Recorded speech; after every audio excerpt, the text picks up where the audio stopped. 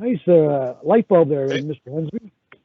All right, folks, we are back. It is February 23rd. We have a public hearing now. This is case 22332, amendments to the Halifax Municipal Planning Strategy and Land Use Bylaw for Halifax Mainland near Dunbrack Street in Halifax.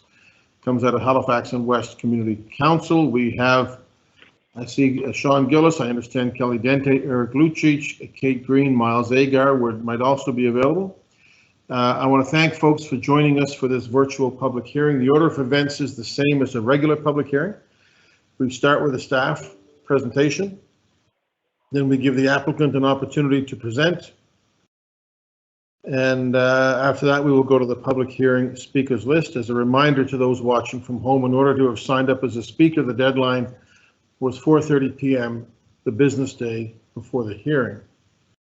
So, we'll begin. I will ask staff for a presentation. Good evening to you, Sean Gillis.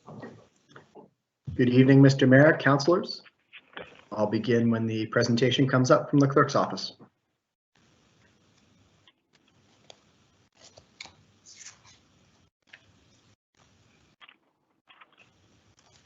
Excellent.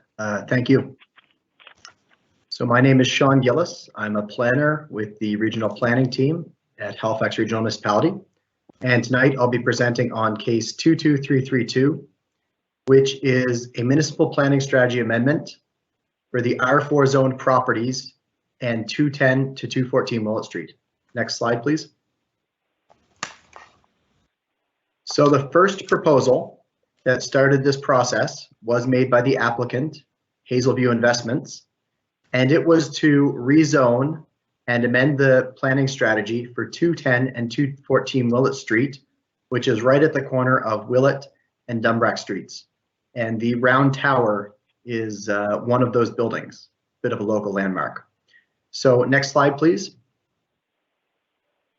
The proposal was to build 3 towers on a common base with townhouses in the rear. And overall, that would have been about 530 to 550 units. Next slide, please. Another view of the towers. This would be looking from Dunbrack Street. So 19-story tower being the biggest, 8-story being the smallest. This was the original proposal by the applicant. Next slide, please. This is the latest concept from the applicant. We'll talk a little bit more about the zoning that would enable this application, but for now, just giving an idea of where we've gone and where we might be going. So next slide, please. When council initiated this report, they asked staff, what might we do with this? And staff's response was that the R4 zone, which you see here in gray, extends across many properties nearby Dunbrack Street, Willett Street, and also Lacewood Drive. And we recommended that council look at all of this R4 zoning because many of the issues, many of the constraints, if you will, within the R4 zone that the applicant was looking at 210 to 214 Willett were common to the R4 zone. Next slide, please. And council agreed, so we looked at a stair approach. So this would be one of the buildings on the property currently. This is looking from Willett Street near the corner of Dunbrack Street. So this is the 11-story tower that's on site. And next slide, please.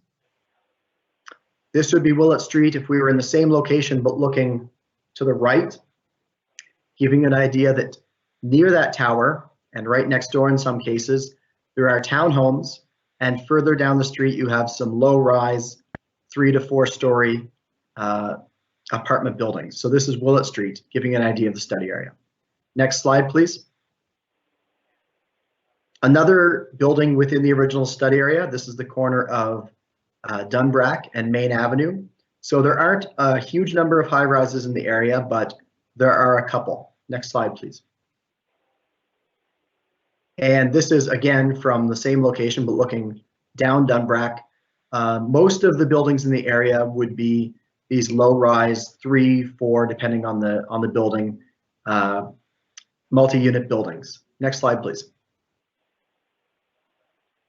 So to give an idea of what staff was looking at when we saw the study area and we did some work, we see that at the kind of 10-minute walk scale, especially 10 or 15 minutes, there's a lot of amenities in this area.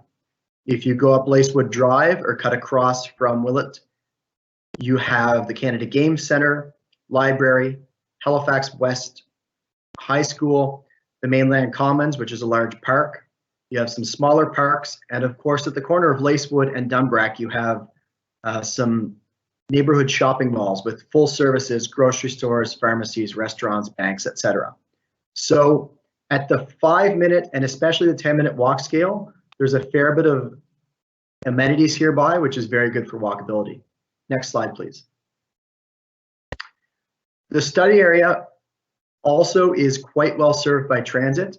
The yellow line is Route 2, which runs directly by the subject property and is a stop very close. And that runs into central Halifax and downtown Halifax. And Lacewood Drive also has good transit service. All 3 routes that I've highlighted are corridor routes. So they run good frequencies throughout the day. And they're among the best service that Halifax Transit offers within the municipality.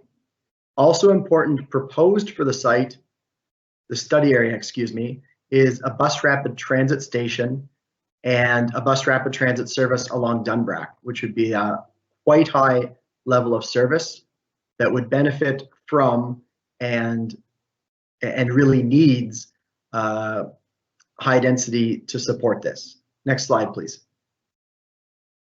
So quickly within the study area, we saw a lot of opportunities. It's near services. There's frequent all-day transit there. I will point out that Clayton Park has among the highest transit usage within the municipality, even beating out lots of parts of the peninsula and central Dartmouth. There's plans for rapid transit. There's large setbacks, which can be spaced to build. There's some study area concerns, however. Single area clusters of residential mostly. There's a lot of residential and not a lot of very finely mixed commercial and other uses. There's large blocks and wide streets, which does hinder some of that potential walkability. The large setbacks, they also make a lack of enclosure, which helps walking.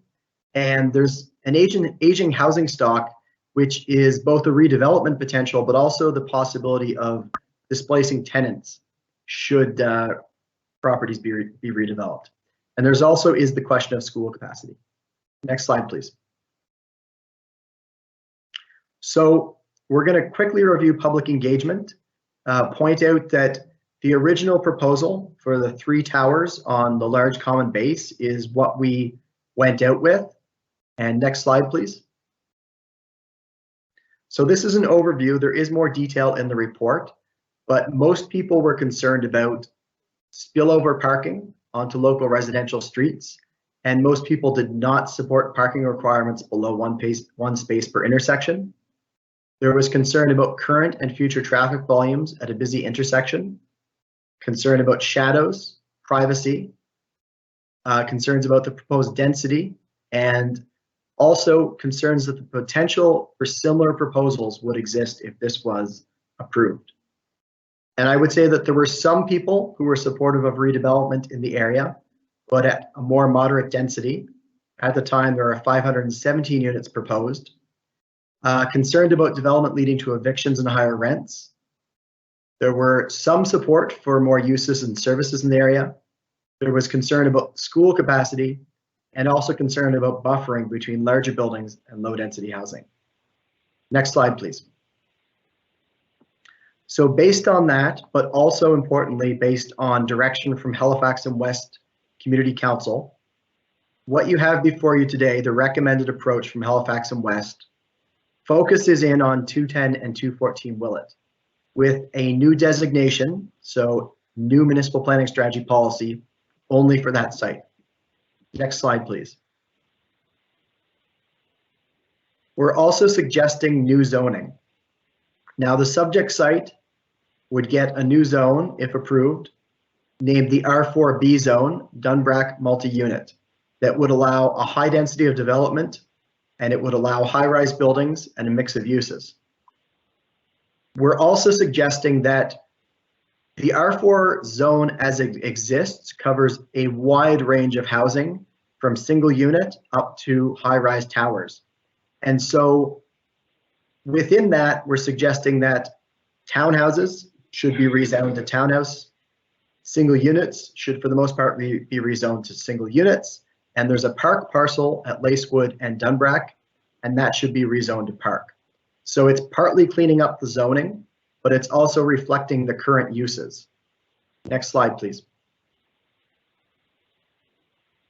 So looking at the zone itself that is being proposed, the R4B zone, the Dunbrack multi-unit zone, the permitted uses would be residential uses, apartment houses, that's what the zoning bylaw currently calls them, but multi-unit dwellings, townhouses, home occupations, and work-live units.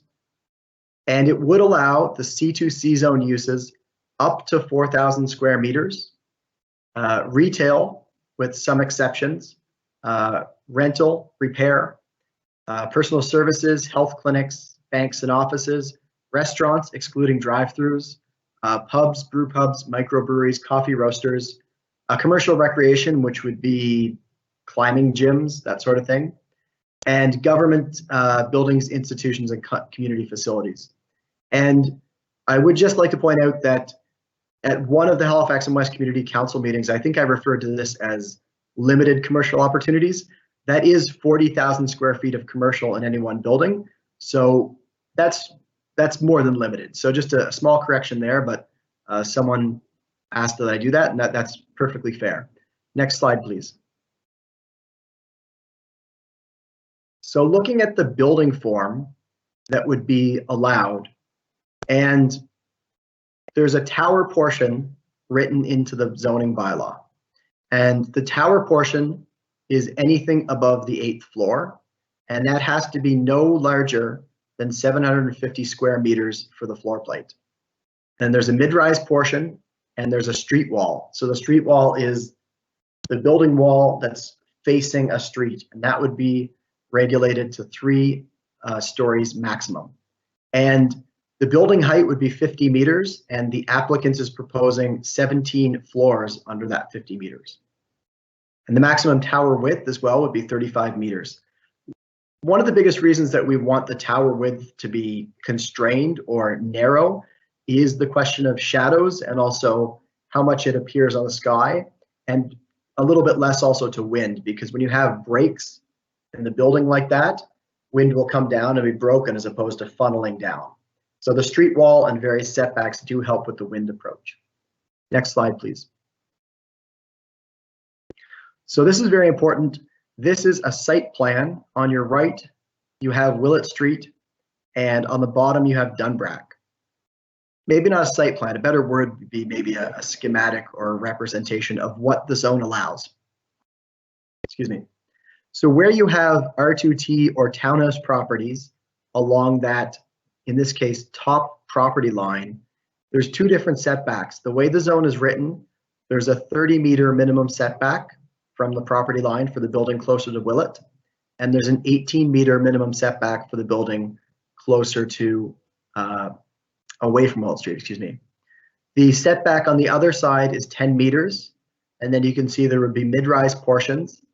The street wall setback would be between 5 and 9 meters, which we feel is an appropriate balance between creating street enclosure and respecting that this is a more suburban neighborhood.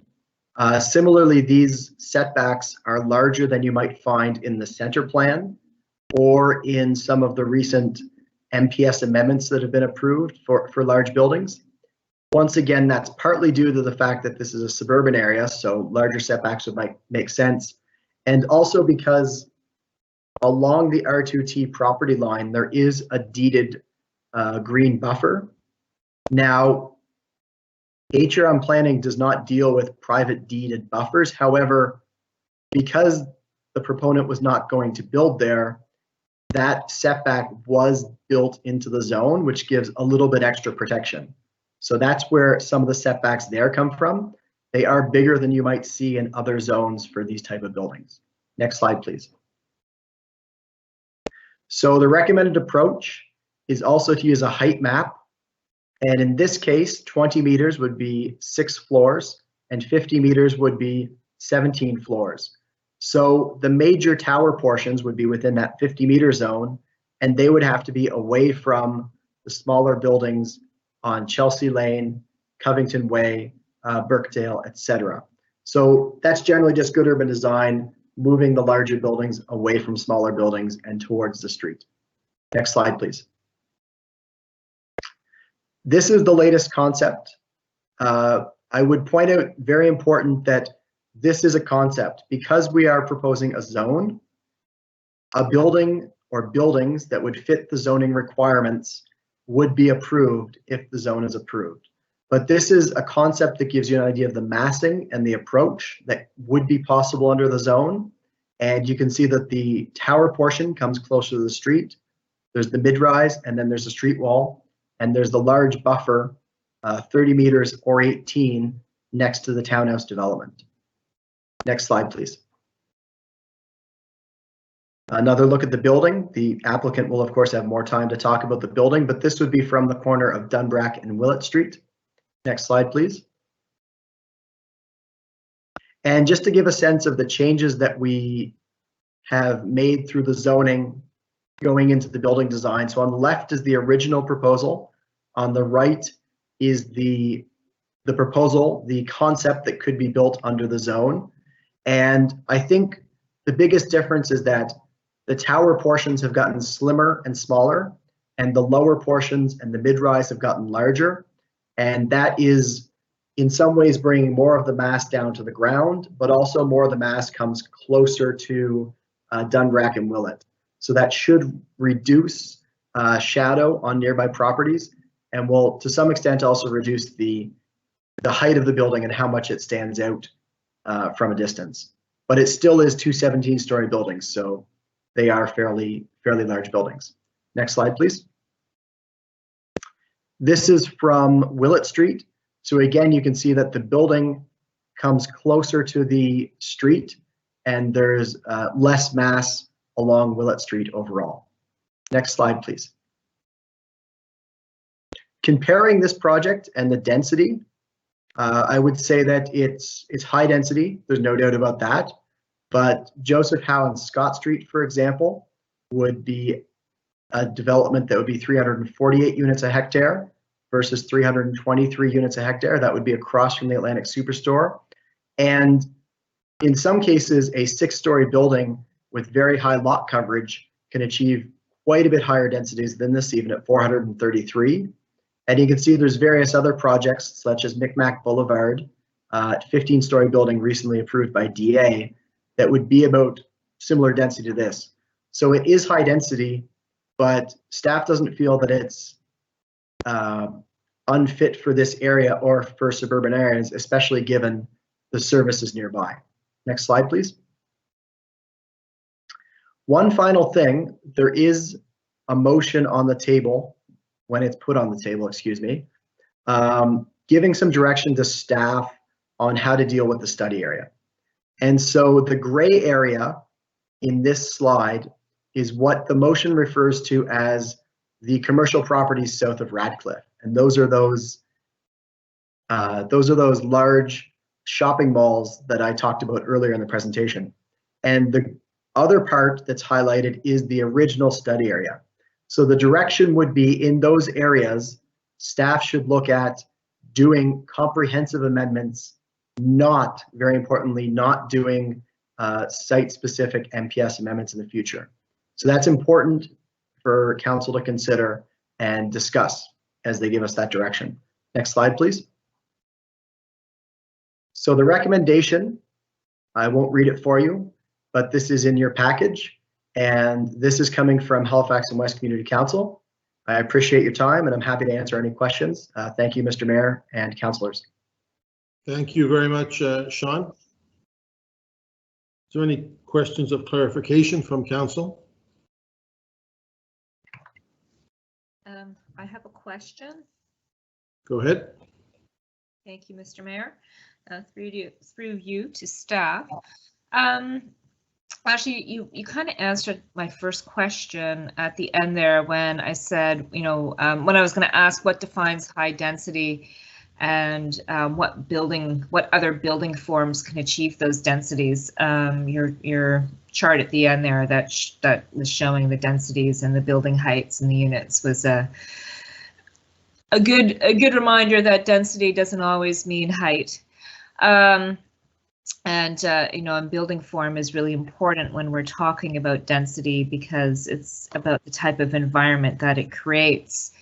But my other question was around what else could be achieved with the new zoning. So if I understand correctly, we're creating a new zone here, and the concept that you're showing us is what could be done with that new zone. But once the zone's approved, there's nothing to kind of hold us to that concept. So I'm just wondering, like, is there additional height, width, less setback, or like, if we approve this zone, what else can be done within it? Through you, Mr. Mayor, just going to take 2 seconds on that. No.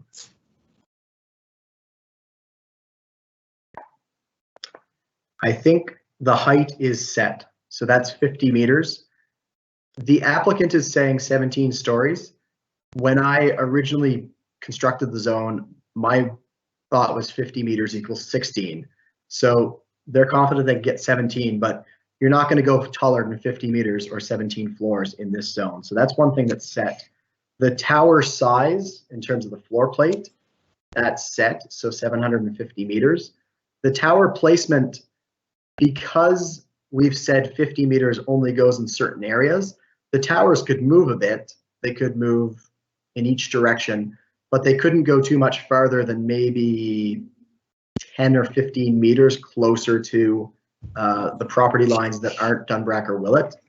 The setbacks are all minimums, and they're all specified for, it's rather site specific. You've got 30 meters along the northern property line, the western property line, the top. Then you have 18 and then you have 10. So those couldn't change. What could change, I think, would be the size and placement of the mid-rise portions, because you have that large area where you can do 20 meters, that can move around. You could see a different configuration of the ground floor, certainly. They are proposing in this case to do commercial in each building at the corners. That could change. That would change the design. The overall building size and placement, though, I think is fairly set, with the provisos that the tower and the mid-rise portions can move around, and also the length of the buildings in terms of how long they are along Dunbrack and Willett. Although even there we do have minimums, we have maximum lengths for how long those could be. A very, very long building can be very problematic. So. Exactly. Okay, thank you. Okay, no other questions of clarification? Then I will open the public hearing and I will invite the applicant to address council. Do we have Chris Markides from ZAP Consulting and Michael Williams from Hazelview?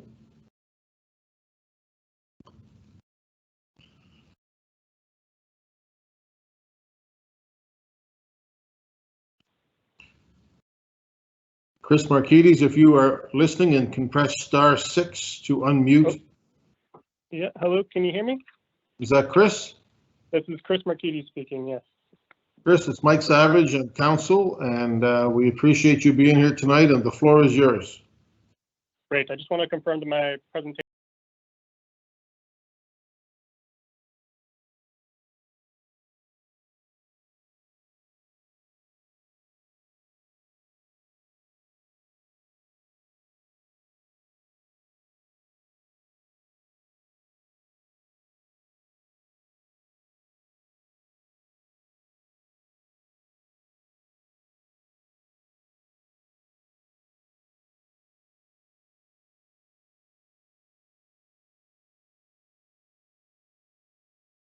I'm a licensed professional planner with ZAP Consulting.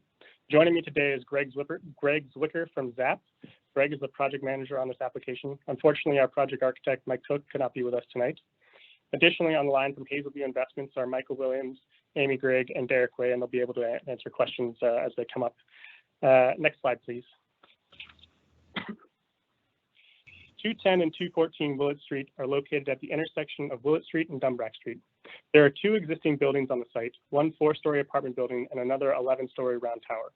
Both buildings are at the end of their functional life and have been vacant for about 2 years. Next slide, please. The impetus of this application was the necessity to redevelop the site due to the deteriorating conditions of the existing buildings. However, the existing land use bylaw, which is over 40 years old, does not allow for construction of buildings that follow best practices for mixed-use suburban communities, nor does it enable redevelopment that is financially viable. The purpose of planning staff's recommendation is to align the municipal plan and land use bylaw with modern planning frameworks and policies already adopted by regional council. Additionally, there is an urgent need for more housing across the region, and in particular, the Clayton Park area. For the last 3 years, vacancy rates have been hovering around 1%, which means there is very little housing available to rent in this area compared to the demand.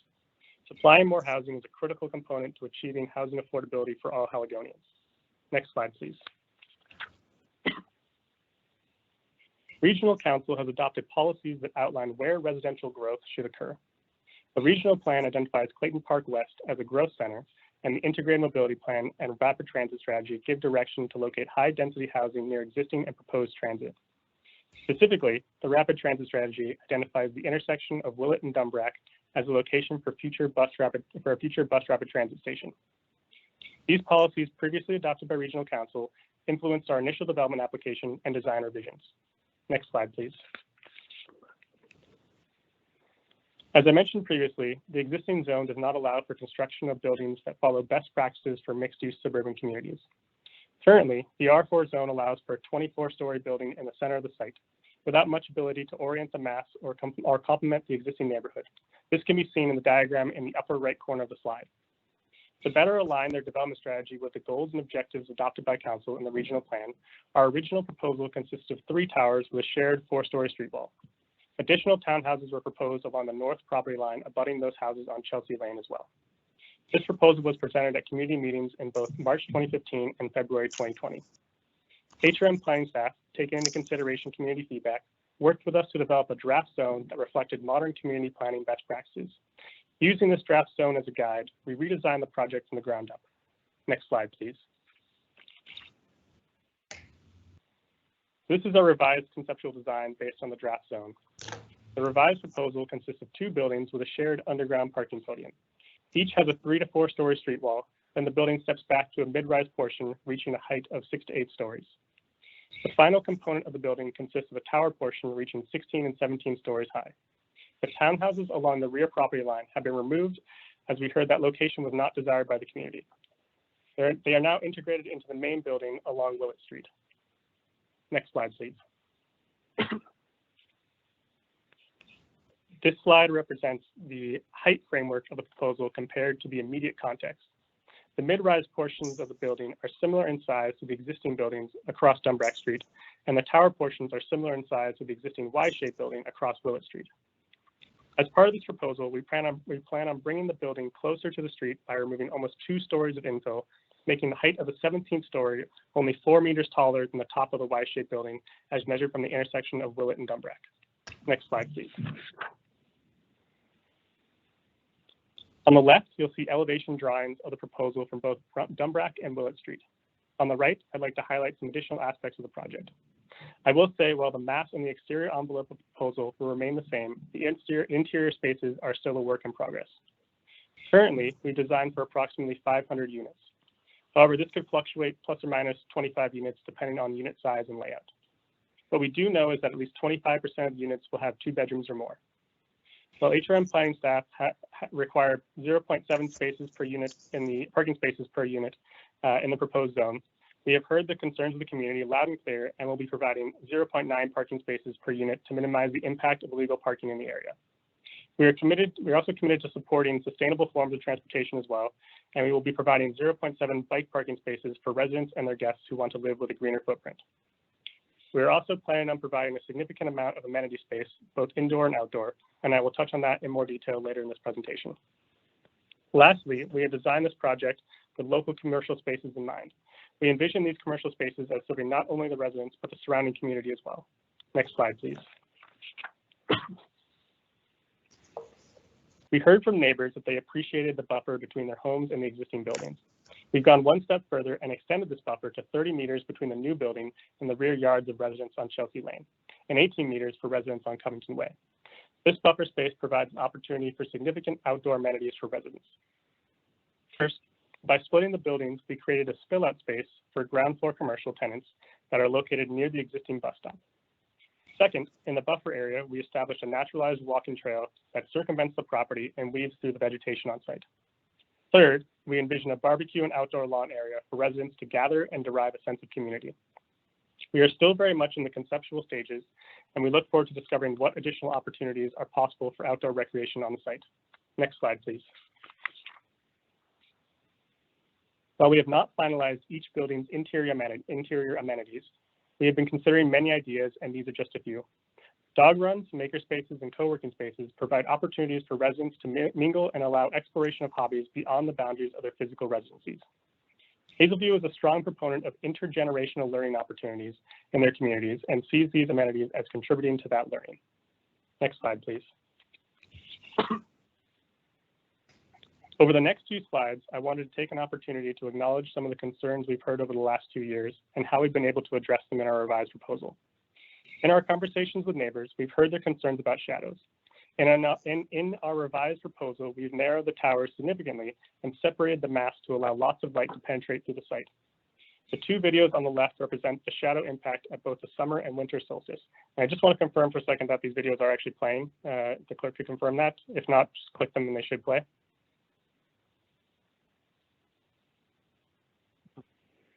Okay, I'm just going to assume that they're playing then. Yeah, they're going. Additionally, we understand the concerns of neighbors around privacy. To address this, we've moved the towers closer to Dumbrack Street to make sure that the backyards of the neighbors are not visible, even from the 17th floor. Lastly, the proposed zone requires either a 6-foot-high fence or 6-foot-high privacy hedge along the perimeter of the site abutting residential properties for extra privacy. Next slide, please. As part of our due diligence, we prepared both a utility servicing study and a traffic impact study. The results of these studies identify that this project will not have a significant impact on servicing or traffic. Next slide, please. As mentioned previously, we are committed to a parking ratio of 0.9 spaces per unit, exceeding the proposed land use bylaw requirements and acknowledging the concerns of surrounding neighbors. From a construction mitigation perspective, we aim to reduce the impact of noise, dust, and blasting by preparing a construction mitigation plan that will be publicly available and will abide by all bylaws and policies respecting construction and noise. Next slide, please. I want to speak a bit about the benefits of this project beyond the redevelopment of a vacant site. As I mentioned earlier in this presentation, vacancy rates in the area are quite low, and most of the existing rental housing is larger units. There are not a lot of opportunities for people looking to downsize to remain in their existing neighborhood. Because of that, larger homes are not available for younger families who may need more space to grow. This project provides housing choice and the ability for neighbors to downsize while remaining in their community and maintaining their social connections. This project not only contributes to the vibrancy of the neighborhood by providing housing for a diverse range of people, but it will have a small commercial component as well. Ideally, Hazelview would like to have a neighborhood cafe, bakery, or boutique grocery store to serve the community.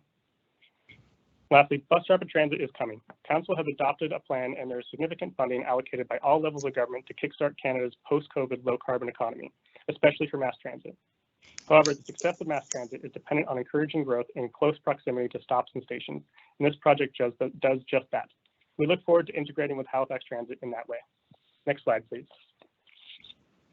In closing, I would like to acknowledge the hard work of HRM Planning staff, Councillor Morse, and the community members who have reached out to us either in support of the project or with concerns. You have all made this a better project overall. My ask to you, Councillors and Mayor Savage, is that you support this proposal and that you support the recommended motion from your staff. Thank you. Thank you very much, Mr. Markides. We appreciate that very much. I'll just ask if there's any questions of clarification.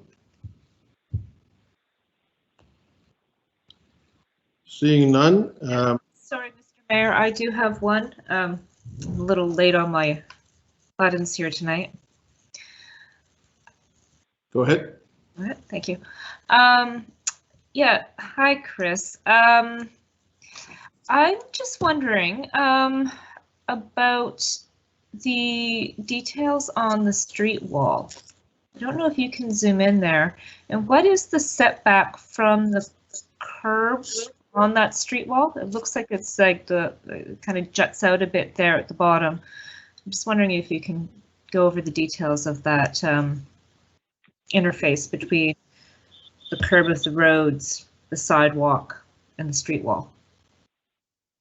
I believe it is 5 meters from the property line. So from the curb, I'm not certain what the distance is between the curb and the sidewalk. I'm just able to get some information from architects, but I'm pretty sure that I don't know the space between the curb and the sidewalk, but from the property line to the edge of the building, it's 5 meters. On Willett and Dunbrack? Yeah. Oh, could you just pull up that image again? I'm just trying to. So staff are pulling up the images. Oh, I see. Yes. Sorry, I didn't realize we were going through.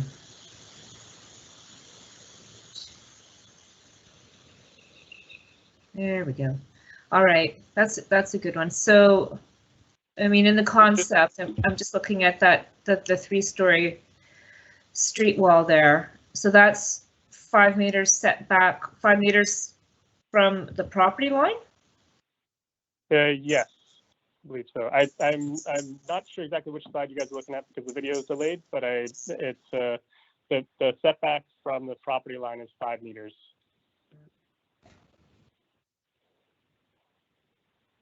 Okay. You say so. It doesn't look that way, but okay. Thanks. Okay, Councillor Russell, clarification? Yes, thank you very much. One of the concerns that I've seen in a number of areas relates to parking, and if there isn't enough parking in the designated spots, then I've seen, well, various challenges. We've got one building out here that had allocated 1 parking space per unit and half a dozen visitor parking spaces, and then a number of the people who moved into that building had more than 1 car.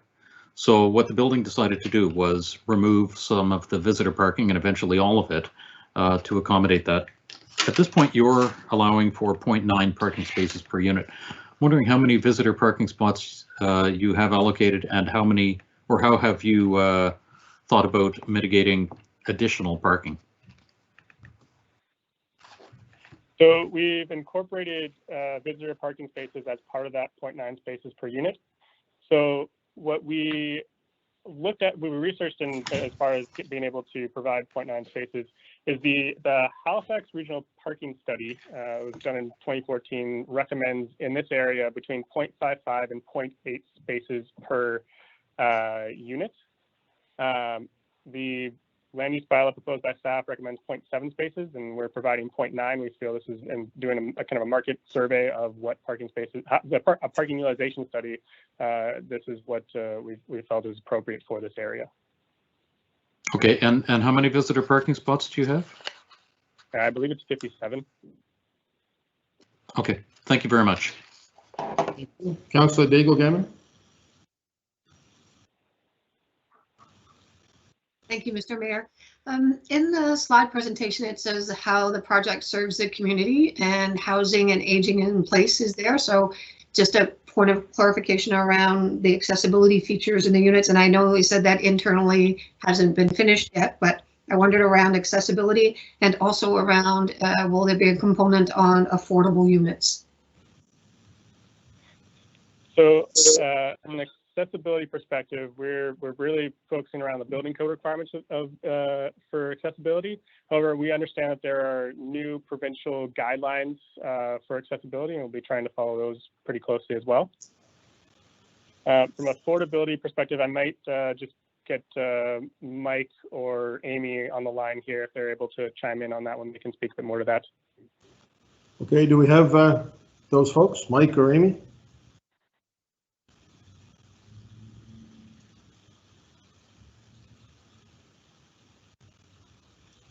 Michael or Amy, if you're there, press *6 to mute.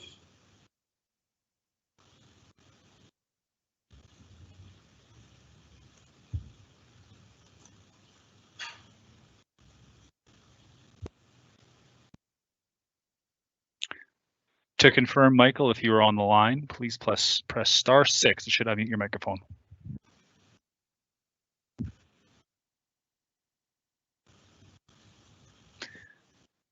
Mayor Savage, we do believe we have Michael on the line. We are trying to get a hold of him right now.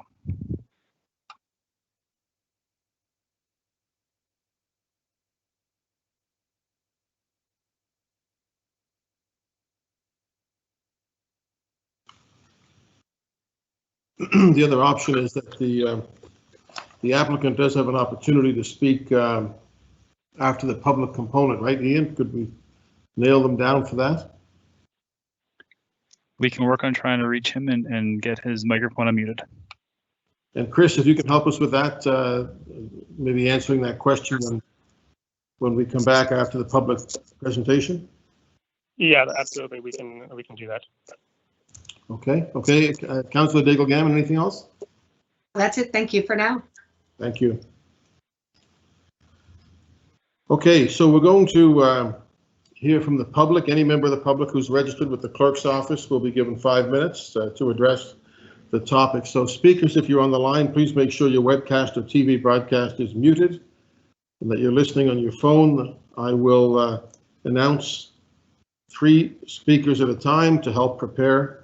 And when you hear your name announced, press *6. You'll hear an announcement that you're no longer muted. So we actually have 5 speakers. I'll name them all now just so that people know the order. Josh McNeil, Bill Campbell, Bruce E. Smith, Don Buck, Barbara McLean. So Josh McNeil, are you with us?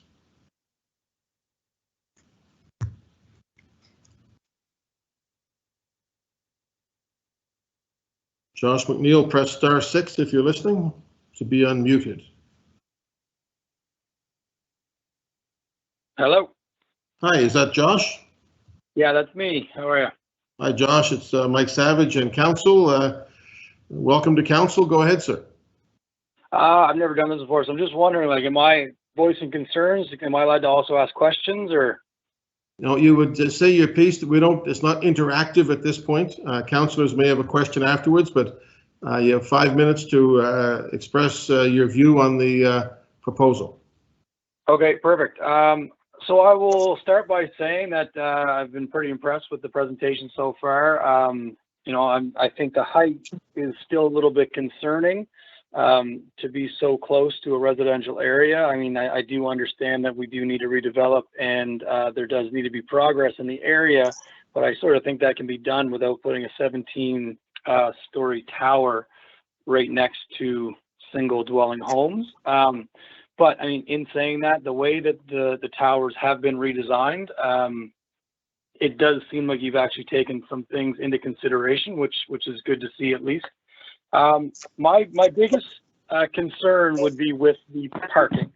And I know there's been some plans and there's been some things discussed about parking, but I live on Birkdale, which is the single family house. I actually live right on the corner, so I'll be the closest person to it. And we already have a very serious problem with parking as it stands now. With those 2 buildings empty and just the 2 across the street, on the other side of Dunbrack, we have 5 or 6 cars that park there continually. I have noticed that the city compliance has been there this week, ticketing those cars, which is good, but I still feel that the 0.9 spaces, especially since those are including the visitor parking, so there's no chance for overflow if this doesn't seem to work out. So that would be one of my biggest concerns. The other concern I had, or the other question, I guess, I know it's not interactive, but is the setbacks. I know the setbacks are 30 for, I think it's Covington Way, and 18 for the other, but again, I'm on Birkdale, and I'm just wondering why the setback on Birkdale, which is like the single family dwellings, is the smallest. And I just wonder why that might be. And for I know this is quick, I'm sorry to get it all in, but the schools is another issue for me. I know I've been interacting with Sean Gillis there quite a bit, and the fact that, you know, this is a lot of units to put into an area where all the schools are already overcrowded. I'm a teacher myself, and my kids go to Burton Ettinger. I have friends that teach at Clayton Park and Fairview, and all those schools are already overcrowded with portables. And I just, the response I've gotten from people is that children don't live in apartment buildings, which I think is kind of a cop-out. You know, that might be the case in downtown buildings, but in the area we live, all these apartment buildings, all you have to do is look at the ones on Washmill and you know that they're full of kids. So I was wondering what kind of actual in-depth thought went into the school overcrowding. And I'm not sure what I have for time left there. You've got a minute and a half. A minute, okay, thank you very much. My last thing was construction noise. Again, like I said, I'm myself and my two neighbors up the street. We are, you know, I think the building that's there now is less than 10 meters away from us as it stands right now, or very close to that. I'm just wondering about construction noise and the rodent mitigation. I know in talking to some of the people from Timber Creek, I guess it was that I was speaking to originally, they've been maintaining the rodent issues. I'm wondering if that's still going on. And I know I'm speaking on behalf of this Birkdale group. I know we've had a lot of concerns with blasting. I know there's going to be underground parking, so I'm just wondering what the story with that is and what we're going to be doing for basement inspections and whatnot to make sure there's no shifts or cracks in the foundation. And I think that's it for me. I know I'm sure I could go on a little bit, but again, like I say, I was very impressed with the presentation. It's nice to see that the concerns that we've brought as a community have been taken into account. I think there's still a couple more things that maybe could be looked at, but again, thank you very much. I appreciate it. So, Mr. McNeil, and to all those who are presenting, we're recognize that this is kind of a cumbersome way to do public engagement. We prefer to do it in person, but obviously that's not something we can do, and we know it's kind of difficult to just talk into a phone and not be able to engage. But everything you've raised has been heard by council, and as we get into debate, I'm sure a lot of those issues will be discussed on your and other residents' behalf. So thank you, Mr. McNeil. Thank you very much. Appreciate it. Bill Campbell, are you with us? Bill Campbell is next, followed by Bruce Smith.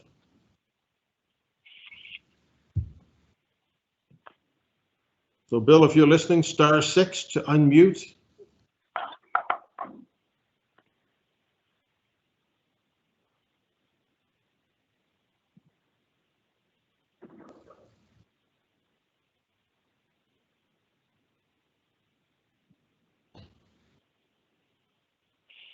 Mr. Campbell? Bill Campbell.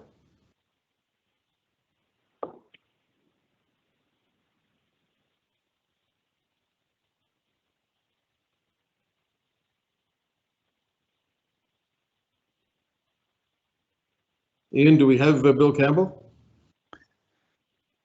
His number is on the line. So just again, Mr. Campbell, if you could please listen to your phone's audio and please push *6. It should unmute your microphone.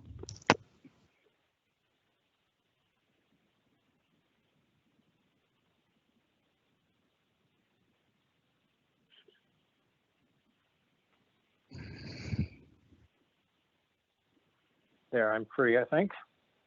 Is that Mr. Campbell? Can you hear me? Yes. Mr. Campbell, Mike Savage and council. We see, I think you have a couple of slides. We see one of them up already. The floor is yours. Good, thank you. My name is Bill Campbell. I'm representing Walk and Roll Halifax.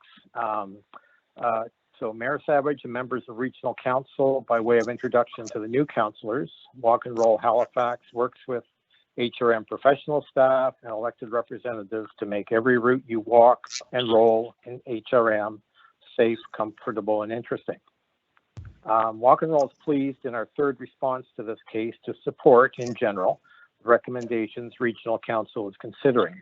In particular, actions to increase the housing supply, adopt policy to create a holistic plan for the Dunbrack-Willett corridor, and check all the regional plan affordable housing checkboxes.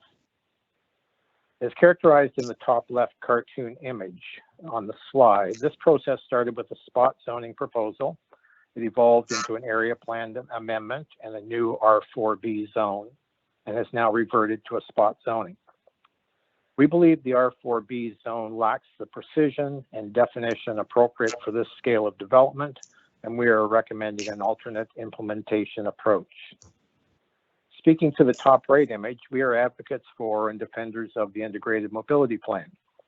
Action 22 of the IMP is worthy of consideration for this spot. It directs when amending planning strategies like Council is considering tonight to require developers to plan and implement pedestrian, cyclist, and transit facilities. For this transit-oriented redevelopment, the needs of people walking, rolling, cycling, and riding transit must be addressed. As shown by the bottom right density analysis bar chart, this is a dense development, nearly 4 times what the current R4 zone permits. We believe that in consideration of this generous density endowment, there should be some responsibility of the property owner to give back to the community in a way that's explicitly connected to the transit-oriented focus. We would like to see contributions towards pedestrian and transit improvement in the Willett and Dumbrack rights-of-way abutting the property to promote walkability and transit use as advocated by the IMP. This could include wider sidewalks, enhanced transit stop facilities, and a Dumbrack and Willett intersection diet. We recommend the use of a development agreement to implement the proposal, similar to how Harbor East Marine Drive Community Council earlier this month used a development agreement for the comparably dense Twin Lakes development at Graham's Grove in Dartmouth, an image of which is shown in the bottom left. The development agreement can both give the community a well-defined expectation of what will be built, like the Twin Lakes experience, and negotiate improvements to the street right-of-way to improve walkability and the transit experience. Next slide, please. Let's have a look at the Twin Lakes draft development agreement and what it could mean for 210, 214 Willett. We found about 20 items that Harbor East Marine Drive included in their approval, which don't appear to be covered by the proposed R4B zone for 210 Willett, 210-14 Willett. On the left side, the zone has setbacks, but shouldn't shadow and wind studies be required, especially for Chelsea Lane residents. Surface parking can fill the rear yard and does not require screening. There's no tree preservation. The density could exceed 600 dwelling units. There's no playground nearby and none is required on site. The 2-bedroom units, as we just heard, may be home to children. On the right-hand side, the building form, tower location, and heights are all unknown, notwithstanding the concepts and sketches that were shown earlier. And is 1 acre of commercial space really required and without any parking? And should some commercial operating hour restrictions be applied? A development agreement like Twin Lakes, in one like that, one could tie down all those loose ends for this owner or a future owner if the property is sold. And negotiations with the proponent could enhance walkability and the transit experience in concert with the intent of the development. With respect to timing, we feel the switch to a development agreement implementation would not delay the project. The plan amendment text can be amended easily to change the implementation method. The proponent has a skilled and experienced consultant team to help to expedite the process, having originally proposed a development agreement for the site. You can approve the plan amendments, and then the consultants can work with staff to bring their building plans back to Community Council for ratification. In summary, the proposal carries out the regional plan intent to increase housing supply and for affordable housing. It creates policy to advance a holistic plan for the Dumbrack and Willett Street corridor. We appreciate these, but we recommend the use of a development agreement to implement. It provides clearer expectations for the community of what will be built on the site, and it allows the negotiation of street improvements to enhance walkability and the transit experience. We felt that this could be done within a reasonable timeline and not delay the proponent. Thank you very much. Thank you, Mr. Campbell, very much. Appreciate that. Bruce Smith, then Don Buck, then Barbara McLean. Bruce Smith, are you on the phone? Can you hear me? Yeah, is that Mr. Smith? Hello. Yeah, hi, is that Bruce Smith? It is indeed. Good evening, sir. The Good floor evening. is Mike Savage and council. Thank you for joining us. Go ahead. Yes, good evening, Mayor Savage, council and staff. My name is Bruce Smith and I live on Forsyth Crescent. I've been there for 13 years now. The proposed development for 210 and 214 Willett Street is out of scale with the existing buildings and the neighborhood. It is overly ambitious and will inflict an extreme negative impact upon the surrounding long-established communities. The implementation of an R4B zone is designed to provide Hazelview Investments, a global real estate investment firm, the ability to maximize their profit, putting their interest ahead of the citizens and communities for which you have been elected and employed to protect. We need a suburban plan, not piecemeal zoning. Today, I'd like to focus on the parking exemption. Present zoning requires 1 parking space per unit. Hazelview Investments is requesting a reduction to 0.9 parking spaces per unit, up from 0.7. That's an improvement. This development is not on the peninsula. There is a greater demand for automobiles in the western section of the city.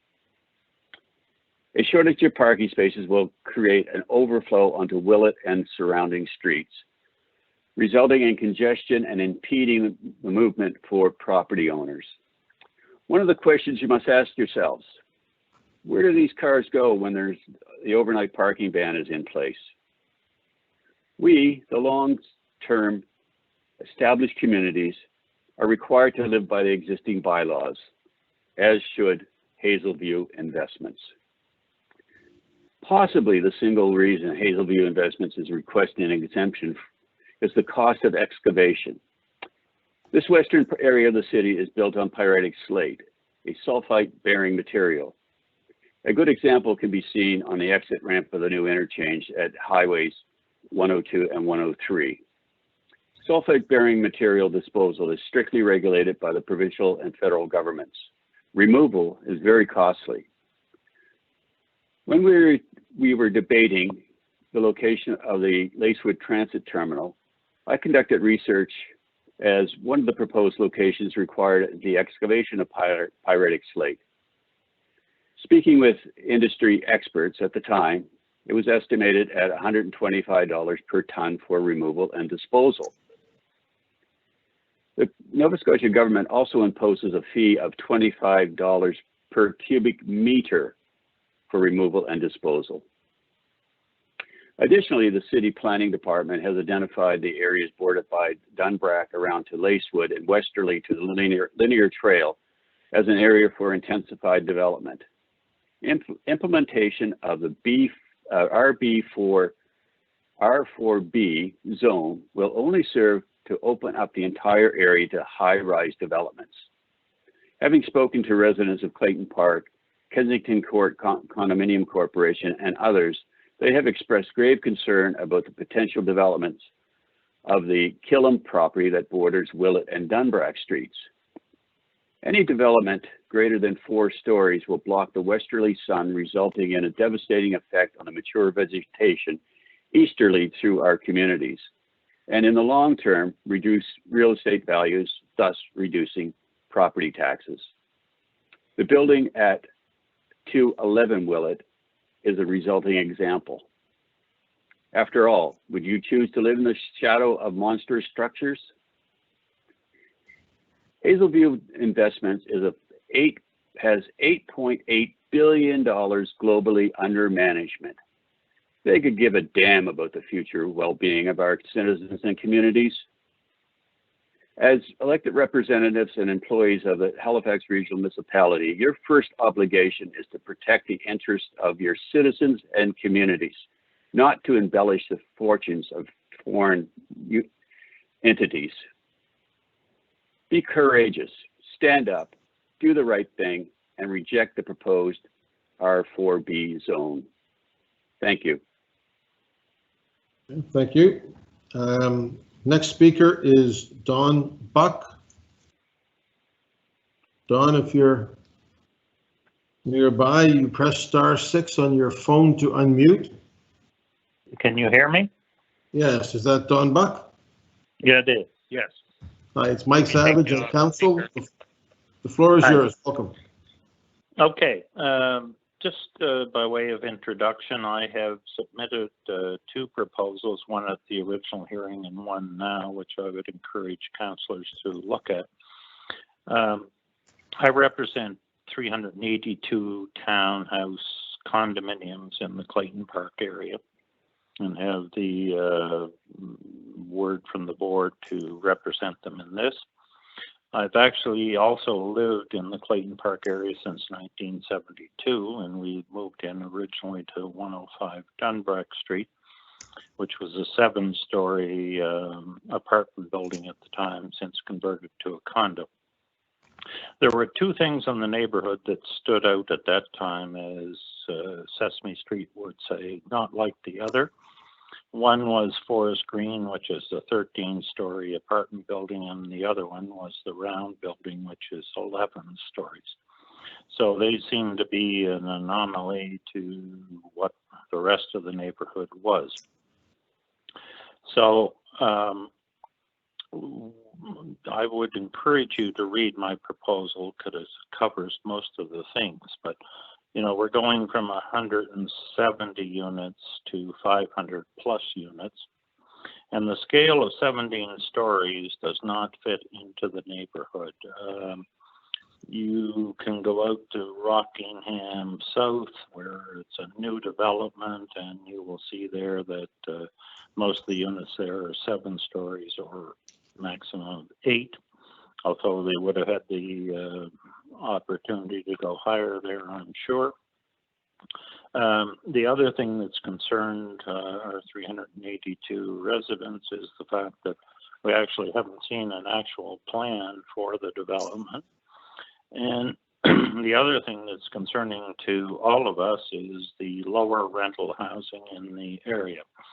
As I read it, the proposal involves something like 5 units in 500 and some rental spaces, but that some of those would be circumvented if the parking ratio went up.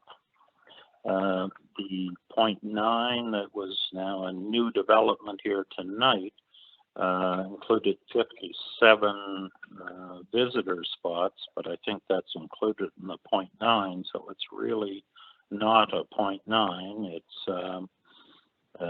back in probably to a 0.7 if you take those 57 out.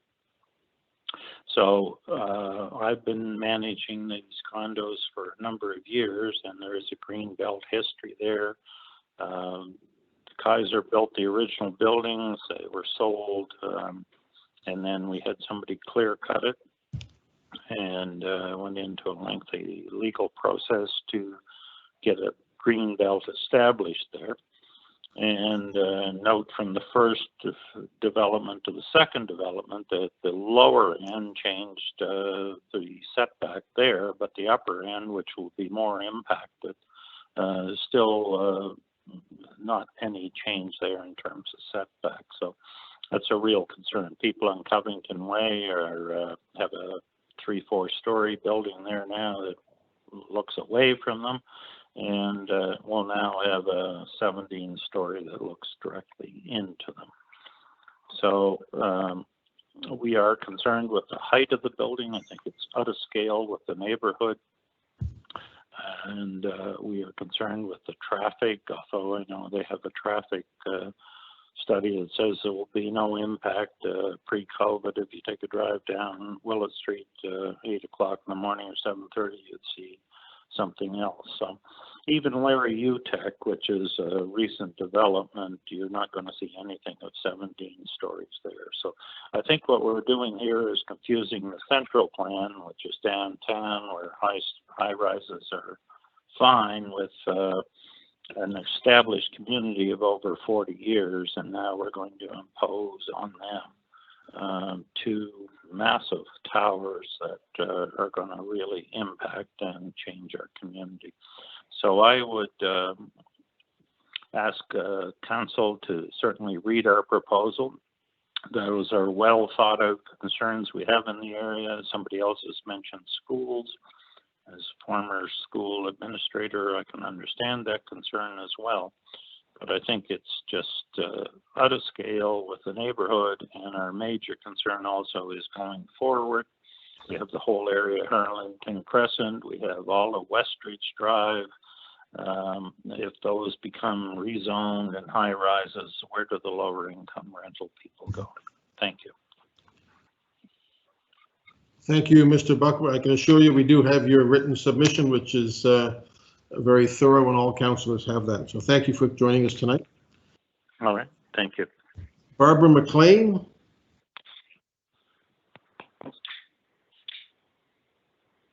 Evening. Hello, Ms. McLean. It's Mike Savage at Council. You can hear us okay?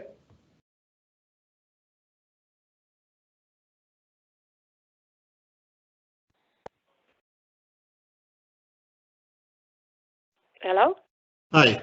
Hello, how are you?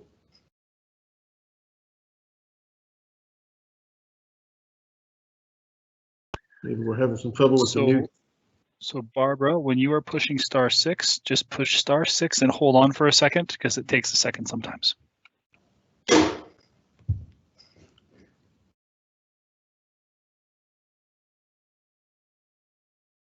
you hear me now? We can hear you. Can you hear us? Can you hear me now? I can hear you. Yep. Can you hear us? This is Barbara. Yes, I can. Thank you.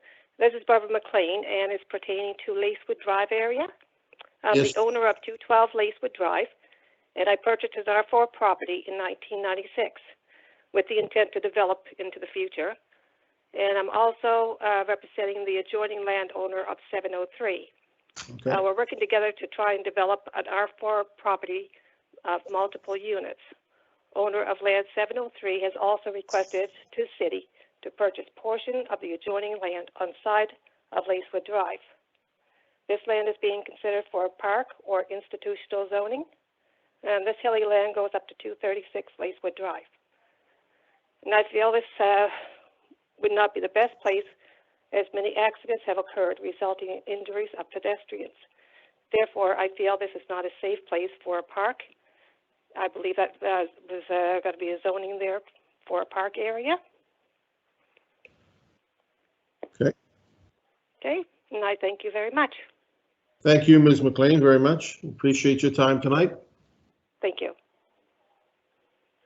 Okay, we've heard from the speakers who've registered. The applicant does now have an opportunity to respond to any points that were raised during the public hearing. So, Mr. Marquides and or Mr. Williams or somebody else from the applicant, do you wish to speak to some of those?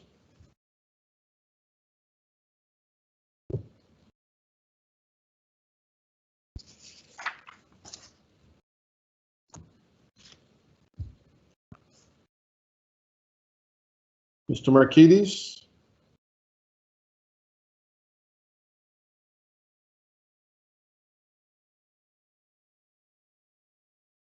Or Michael Williams from Hazelview?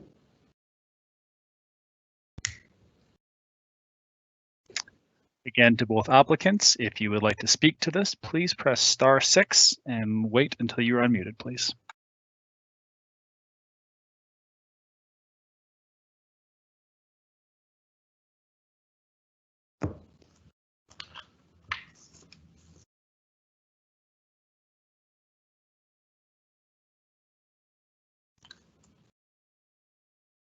So, Mayor Savage, it looks like Chris has left the meeting, and we are seeing if Michael can unmute his microphone right now.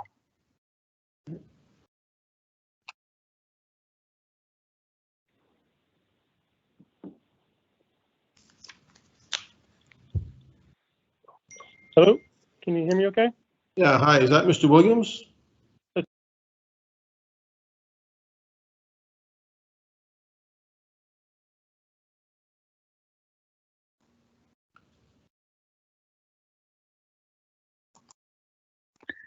Just as a reminder, once you push *6, please just leave the buttons and it'll unmute you. It does take a couple seconds.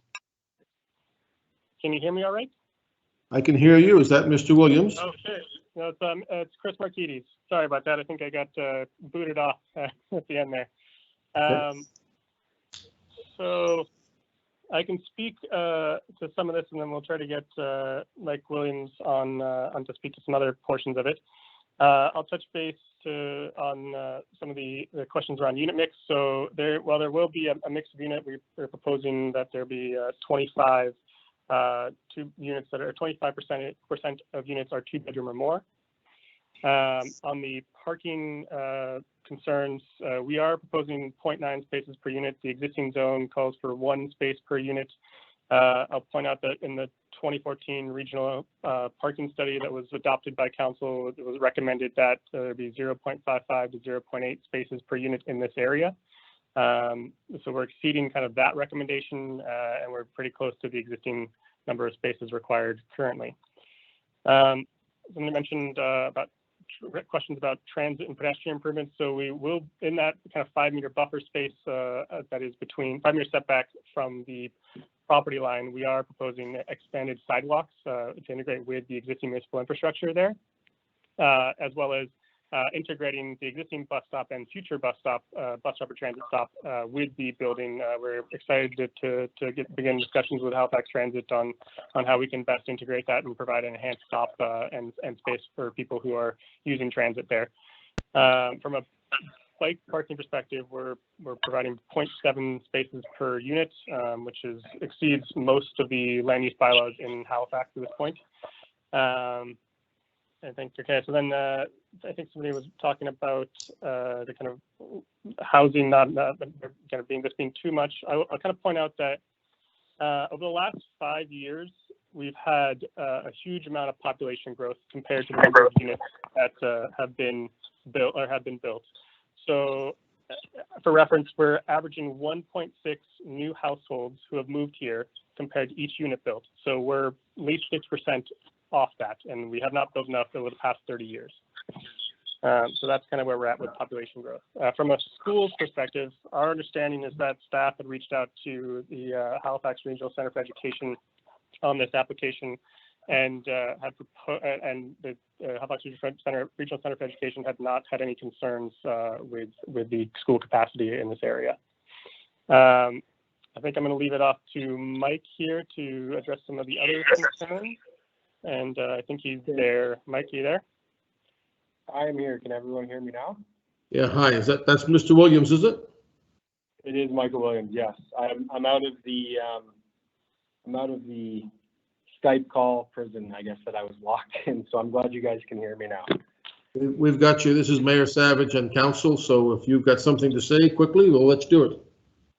Sure. Good evening, Council and attendees. I appreciate everyone's time. I know it's the evening time. So I just wanted to hit a couple of points. One of the ones that really struck home for me is kind of the label around being a profit tier developer. It is important to us that we don't really get painted with that brush. I do want to highlight that, yes, we do manage a great deal of money for pension funds, but those pension funds are our families, right? So what we do is we place their money into investments across Canada, and to do so to pay them back long-term living expenses from their pensions. So that includes teachers and nurses, which my wife is as well. So that's kind of the focus of our business. So I know it comes across as this large corporation that comes into the community just to invest for profits. That's not actually the case. The other point is about just kind of coming in and getting profit and leaving. Our mandate, we aren't condo developers, so I don't want to get it confused there. Our mandate is to own and operate long-term in all of these marketplaces. It is to hire locally, partner with local partners like ZAP, Lindsay Construction, really try to facilitate growth and social responsibility. I mean, when we're in communities, we make mistakes. I don't disagree. When we're operating, it's a tough business to be in, the rental business. I can't deny that, but we do look at not only local and national programs that focus on health and well-being of individuals, youth employment opportunities, and really what we're focused on is being community builders and not developers.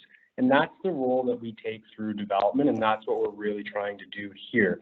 The other piece of it I just want to hit on, because I know it's a bit of a pain point for everyone, is parking. So one thing that everyone has to understand, parking for us is not just about profiteering and getting out for the cheapest cost possible. We also have a very sustainable and social approach to the way that we design our buildings, meaning if we overbuild parking, what do we do with that space later? It sits vacant, and long term it impacts actually the cost of housing to the public. So we spend a great deal of time researching with the local communities on what the best utilization rates would be. It has nothing to do, is parking expensive? Yes. Is excavation expensive? Yes, very much so. But the rates in which we pick are best utilized and highlighted from our ongoing operations and our expertise in the local markets, plus direction that we take not only from staff research and recommendation, but our professional team's research and recommendations. So those are just a couple additional points I want to touch on for everyone. One of the questions that was asked, Mr. Williams, was about affordable units in these buildings. Do you have any comments on that? Yeah, and I understand that, you know, there's different municipalities have different approaches to affordability. One thing that we do want to highlight, again, this is rental, it is market rental. We are right now trying to incorporate 5% of the units being affordable. That isn't a requirement by any means through planning. We are just doing that on our own. It's something we believe in, and we try to incorporate it across all of our properties as much as possible. And we continue to pursue that here and are committed to that here. Thank you. Thank you, Mr. Williams. Okay, and thank you, Mr. Markides. Thank you, Mr. Mayor. Okay. Thank you, Mr. Mayor. And council, thank you, guys. And attendees. I'll ask, if there's nothing else, I'll ask for a motion to close the public hearing. So moved. Moved by Councilor Russell. Second. Seconded. All those in favor? Aye. Aye. Aye. Opposed? Aye. Okay.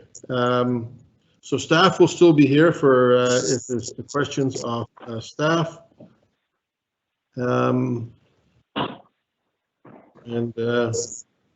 I'll ask if somebody wants to put the motion on the floor and begin discussion.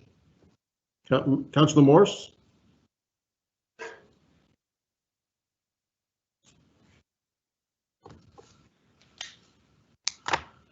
Sorry, I don't have it in front of me, Mr. Mayor.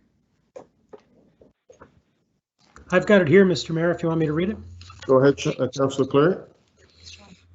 I move that Halifax Regional Council 1 adopt the proposed amendments to the Halifax Municipal Planning Strategy and the Land Use Bylaw for Halifax Mainland as set on attachments A and C as revised of the staff report dated January 15th, 2021 to A, create a new designation and zone to permit high-density redevelopment at 210 and 214 Willett Street, Halifax. B, amend the zoning for certain low-density residential properties to better match existing development, except that 210 and 212 Lacewood Drive and PID 402-93342 located at 236 and 212 Lacewood Drive as shown on map C1 as revised shall remain zoned R4, and C, rezone parkland to the park and institutional zone.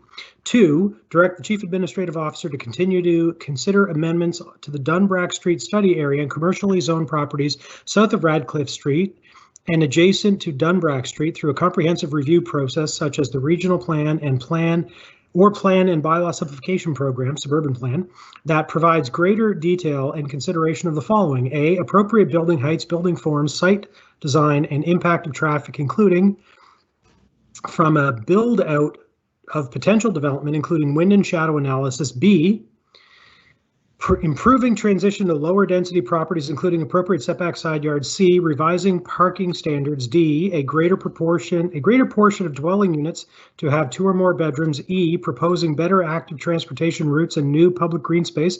F, creating a density bonus regime like that used in the center plan to fund local area improvements and affordable housing. G, options for inclusionary zoning. And H, commercial space, including the quantity, form, and use. Thank you, Sean. Just so we know, next time you move amendments that are this long, you got to read them yourself. I think she knew what she was doing. Okay.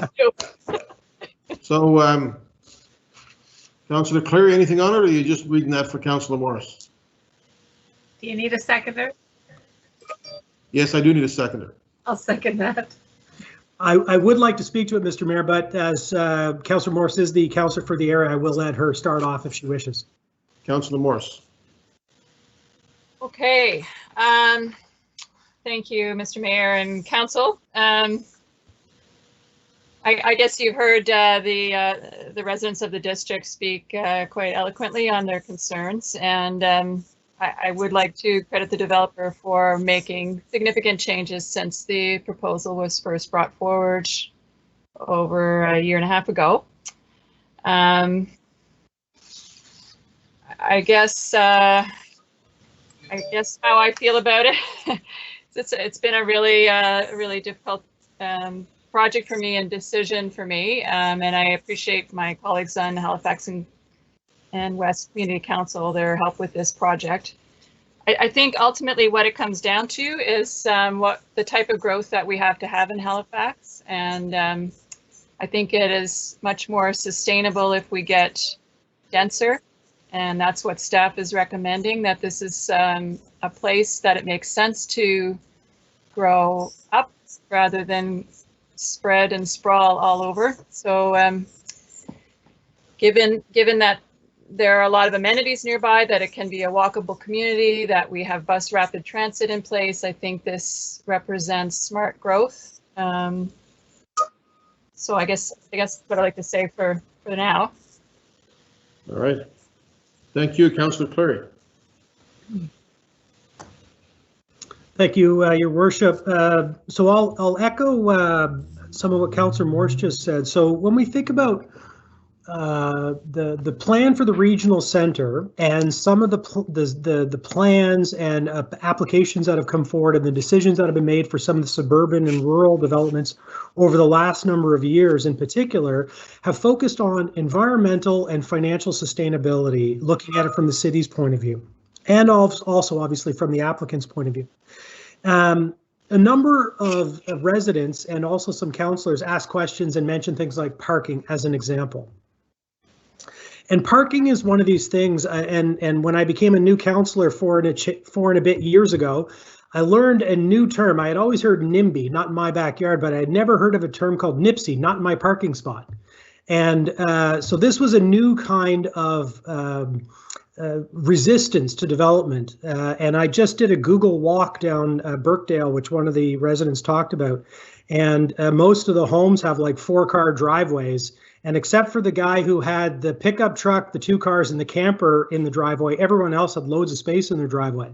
So I'm not sure, for a lot of them, what the issue would be when it comes to parking. We've talked about things like schools. Schools are provincial. We had 9,200 new people move to Halifax last year, 9,000 the year before that, 8,000 the year before that.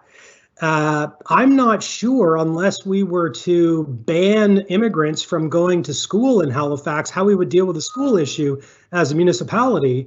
It's really up to the province. So we want, and we have explained to them quite clearly, all our development changes, land use bylaws and municipal planning strategies have to be signed off on the province. They know where our development is going. And so it's up to them to provide the school capacity. If we were to say, this neighborhood, they're at capacity in terms of their school, essentially that just means suburban sprawl, new greenfield development, cutting down forests, putting in new subdivisions, adding new schools to our community rather than filling up the schools we already have, and maybe adding to our existing schools. So a lot of these concerns are reasonable from an individual's point of view, but when you look at it from a global context, from the whole municipality, from a provincial point of view, how we're trying to grow our municipality sustainably, as Councillor Moore said, putting density on transit routes, especially really good transit routes, almost literally within spitting distance of the urban core, is where we need this development. So I think that the applicant has been quite responsive to the local councillor, to the community, to the residents, to our planning staff, who have really pushed hard to make sure that we're getting good quality development. Has been very good. So I'm certainly going to be supporting this. in the form that it is, and also look forward to what our staff come back with for the rest of this area. This is one small component of a larger area being rezoned here, and I have confidence that the local council and our staff are going to do a great job looking at how we develop the rest of Dunbrack Street.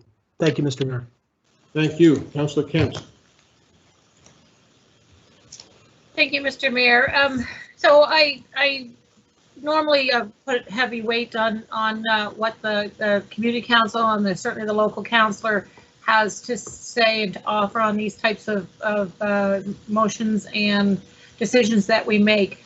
It's easy to do in this case for me to support this development. It's a tough position to be in for Councillor Morris. It's her inaugural big development that is before her, and there's been a lot of energy and discussion and input to it that she wasn't necessarily part of. So she's had a big learning curve to get all caught up and make good decisions. I really appreciate the content and the quality of the content that came in tonight for consideration. I been in politics for a number of years, and you can't always satisfy everyone, unfortunately, but our role is to be leaders, and our role is they've been elected to lead in a way that you believe is in the best interest of more than just the immediate folks in that area. It doesn't mean that they're not important, because they weigh heavily into it. And what's really impressive in this particular decision is that there has been a really good dialogue with the developer and with the staff. The staff at HRM are in a policy-driven space, but when policy can be considered in good development like this, like I'm really impressed with the fact that the 3 towers have become 2, but also 2 in a way that has really addressed so many things like wind and position on the corner to be the least impactful to the smaller, less dense housing. I'm impressed by that, and to be frank, I mean we have our planning staff that are working so hard in a tough time to be responsive to applications and to be responsive to residents. The COVID-19 pandemic has also really contributed to a slowdown in processes, a difficulty in engaging, but I really feel like this one is a good example. I'm impressed with the attention that's being made to bring something new and invigorating at a time when we really need housing stock.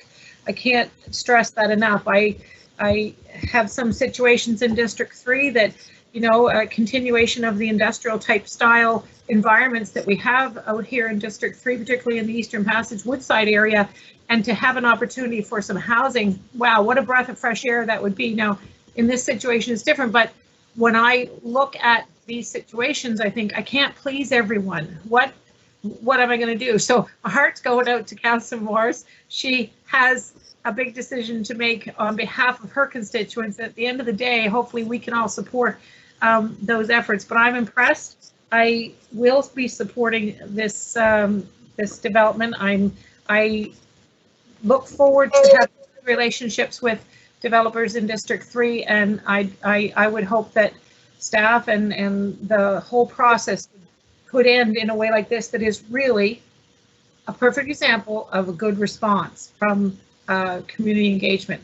So it's not perfect for everyone, but it's a good situation to be in from a municipal planning perspective. So I'll leave it there, and I look forward to hearing the comments from everyone else. Thank you, Councillor Hensby. Thank you very much, Mr. Mayor, and Councillor Kent must have been reading off my notes because she's made a lot of the same comments I want to say. To Councillor Morris, welcome to baptism by fire. In regards to developments that you handle this very well, and I think that through the process and through the input of the community, we have seen this proposal evolve from its original 3-tower concept in townhouses to a 2-tower concept. And with parkland space, I think it's a much better development now than originally proposed, and I think it's because of the conversations with the community and with the opportunity to work with the developer and to make those changes and amendments. So I commend you and the community council for bringing this forward, and looking forward to the development to be underway in the very near future to help add to the housing stock. It's great to have that type of density next to bus roads and everything else. But one thing I want to say, sprawl is not bad when it comes to rural development. Just remember that. Thank you. Thank you, Councillor Mason. Thank you, Mr. Mayor.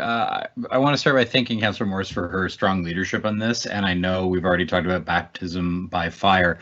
And to any residents who are watching or listening or watch this later, I know Councillor Morris has had sleepless nights, and I know that she has, just dove right into this to understand all the issues and get the best possible result for her community. And I really want to salute the effort that, as I've said to her several times as we've discussed this the last 4 months, I lost a lot of sleep over my first variance appeal at Halifax and West, and it was a 3-story wood frame building on a 3,000 square foot lot. So to go into something like this as your very first one, that's a lot. I think we've already covered most of the points, though. Our choice for density is, there's lots of ways to do that, right? Generally, we say we either densify on sites where we are right now, or we are going to go out. The common phrase is we go up or out, but as Councillor Cuddle already identified, there's different ways to do density. This is one of them. We could spread the density out on that site, but the residents made it really clear they don't want to have the new buildings right up against property lines, the townhouses to the north and west. And so this design accommodates those requests from that community. Councillor Kent hinted at a line that the mayor uses a lot, which is perfect is the enemy of good. This is good. It's not perfect. There's a million different variables that you could change, and each person is going to have a different idea about the best way to go. But I think it is a really good design and addresses the majority of the concerns we heard from the community. And again, it is a much larger building. We heard that from 2 of the respondents tonight in terms of density than a lot of the buildings, that maybe they would like to see built or in the neighborhood. But we've learned, quite clearly on council that if you want to see a redevelopment of what's already a large building, the cost of that is to put more units there, substantially more units there than what is being replaced, and this does that. And I think you'll get a much nicer result than the older round building that's currently sitting there empty.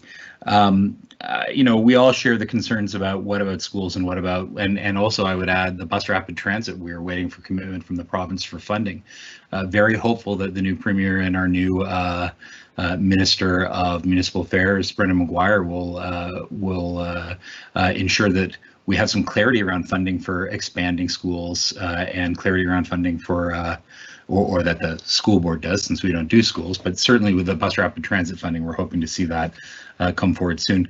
And I just want to end to say, to address what we heard from Walk and Roll. My understanding is that the only reason Dartmouth has development agreements is because that's been in place since the 90s for anything larger than a 4-story building. I know this isn't at the level of detail that would necessarily give us comfort for a zone. The level of the built form, the form-based code that we have in the center plan, we didn't do that here, and that's why under Councillor Morris's leadership, we did not extend the R4B zone to the entire area, because we don't have the confidence that we had that right. I feel like there is enough that we are going to get a good result on this site, but we still have a lot of work to do, and I want to acknowledge that. So again, I'd like to thank everybody. It's been a long slog getting here, but I will be supporting the motion. I urge Council to do the same. Thank you. Thank you, Councillor. Councillor Sam Austin. Thank you, Mr. Mayor. Thank you, colleagues. And thank you to Catherine Morris for her leadership on this one. There's nothing like a planning decision on a significant development to put bums in seats. It's probably the most challenging sort of issue that we contend with at council, because it's something that's real near and dear to people. It's their home, it's their neighborhood, and so it's entirely normal to have a variety of opinion on that. From where we sit, I think Councillor Kent summed it up well. I mean, all we can do is try and take all that in, take the staff advice, put that all together and make the best decision that we can out of these. And I think looking at the changes that have been made based on community feedback, I think the local councillor has very much worked on that and has achieved a good outcome for her community here and a good outcome for the broader municipality. Suburban growth isn't going away. Like the center plan, we're trying to make sure that we get more density into the regional center, but not everyone's moving into the peninsula or downtown Dartmouth. Suburban growth is going to be with us in particular for the foreseeable future. And we have to work out how we're going to build better suburbs, how we're going to have buildings that interact with the street, that have good access to transit, and identify the best places for these. And so I think that this proposal, I think that we're very much into this. I'm looking forward to, with the center plan wrapping up, getting into the broader thinking of, well, where do we want these places to be out in the suburbs? Because when we do that, looking at this section of Creighton Park with the existing density, some commercial services, some streets that certainly are big and wide and open to potential changes and reuse as we look at it. I mean, this could be a real uptown of downtown Creighton Park. So I think that this is a good thing. I did want to just quickly talk about the development agreement piece. Councillor Mason is correct. 1991 is when the policy in Dartmouth on development agreements came about, and it's because the existing plan was so weak that council had to wrest control of it. It was always meant to be temporary until they updated the plan. And basically it's any apartment building of more than, as soon as you have 4 units, you have to go through a development agreement. And that's whether it's a fourplex or a 17-story tower. They all go through the exact same development agreement process, which has its own pitfalls and difficulties. And the whole point of the center plan was to get away from some of that, to get to a place of more certainty. So I think where we all need to eventually be on this is to be more form-based and enabled codes, to have clear rules about where we want to go and where. And I think that this one is very much in the ballpark of where we need to be. So I support it, and I support the area councillor on this and her leadership. Thank you. Thank you. Councillor Cuddle. Thank you, Mr. Mayor. Yeah, so, we've been talking about this at the Halifax and West Community Council for a while now, and it's exciting to see it here at Regional Council. It really has come a long way. I had similar concerns as Mr. Campbell about the rezoning versus the development agreement, and I think Mr. Gillis did address that concern when I asked what else could be built in this new zone, under this new zone. The important thing here is that the height is capped at 50 meters. And while I, realize I can't remember if it's at 16 or 17 stories there, I think the important thing is to recognize that it's only a few meters higher than the building across the street. So it's actually not, I don't think it's going to be as drastic a difference as the first proposal was, and that this new configuration might actually work very well on the site. I also think it's important to note that a lot of amendments have been made, a lot of concerns that have addressed a lot of the concerns and comments that have been brought forward, including increasing the parking, reconfiguring the towers, increasing the setbacks. What does still concerns me about the rezoning is the precedent it sets. And, I know we're not talking about that study area right now, but I do think that study area needs to be very, very carefully considered. As we saw from staff's presentation, and to Councillor Mason's point, that we can achieve density in many ways. What is equally important to density is building great communities that people will love to live in, humane communities that considers children, seniors, young people, families, people at all different stages of their life and all different abilities. And that should be, moving forward, that should be our driving goal, and that the density matches those things, not just density for density's sake. So I just want to put that, forward. I do know through conversations with Councillor Morris that she's taken great care in listening to feedback from many, many different perspectives, and worked hard to communicate to the project developers the concerns that she has heard. I think that's evident when you look at the original proposal compared to this latest concept, that a lot of work has been done. And I know I personally feel a lot more comfortable and confident with where we are now. So I will be supporting Councillor Morris on this motion. Thank you. Councillor Stoddart.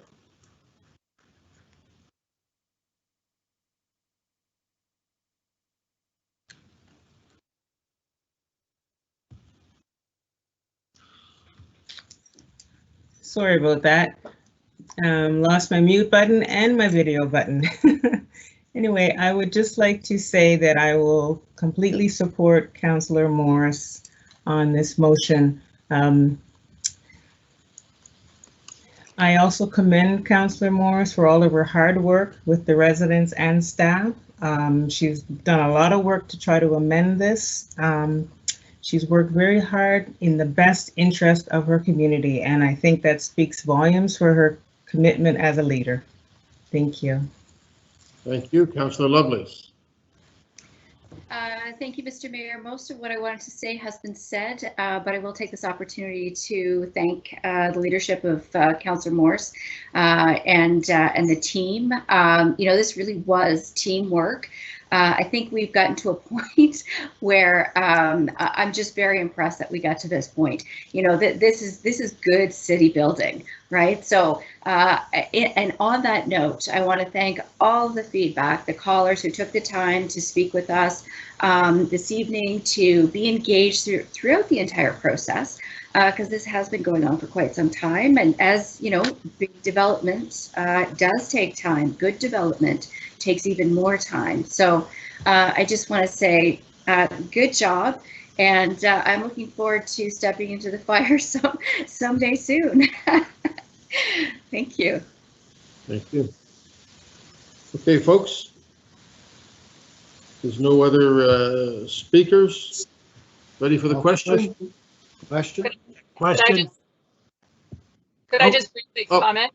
You can if you wish. Yeah, Councillor Morse. I would just like to thank my colleagues very much. I really appreciate your support throughout this whole process, especially Councillor Mason, who spent a couple of days bringing his technical expertise into this project in December. So anyway, I know that some of the residents will be very angry with me for supporting this proposal, and that actually feels pretty terrible as a new councillor, but I think the most important thing is to weigh all the interests of the whole district and of the city. And we need housing, we need it badly, and we need developers that are willing to listen to the community and willing to adjust their designs and build the best possible buildings they can. And I really think that that's what we have here. So thank you. Thank you. Just before we vote, I want to thank Sean. I want to thank the speakers, the 5 speakers that we had tonight, for taking the time. I know it's a cumbersome process. We're working on a better one. And also to the applicant and his folks for taking time to be part of this tonight. All right, question. Ian. Beginning with District 15, Councillor Russell. In favor. 16, Deputy Mayor Outhet. Voting yes. District 1, Councillor Daigle-Gammon. In favor of the motion. 2, Councillor Hensby. Affirmative. 3, Councillor Kent. In favor. 4, Councillor Purdy. In favor of the motion. 5, Councillor Austin. In favor. 6, Councillor Mancini. In favor of the motion. 7, Councillor Mason. For the motion. 8, Councillor Smith. For. District 9, Councillor Cleary. Yay. District 10, Councillor Morse.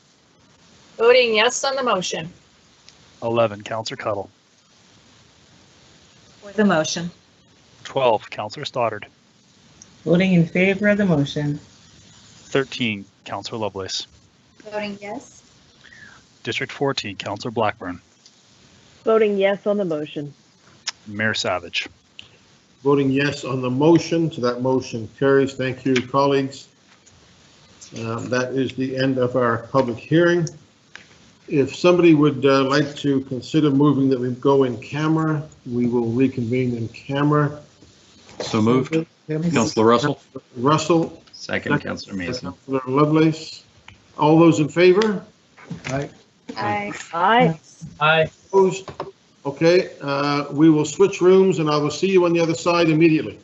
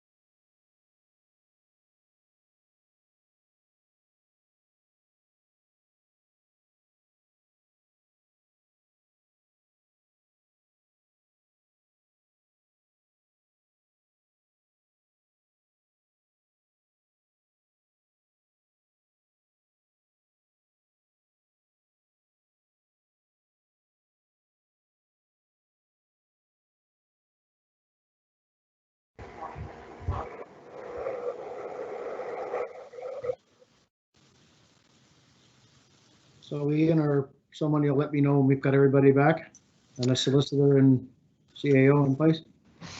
We do have quorum for members of council. We are missing a couple, but they are going to be here in a second. Okay, let's just hang on a minute or half a minute.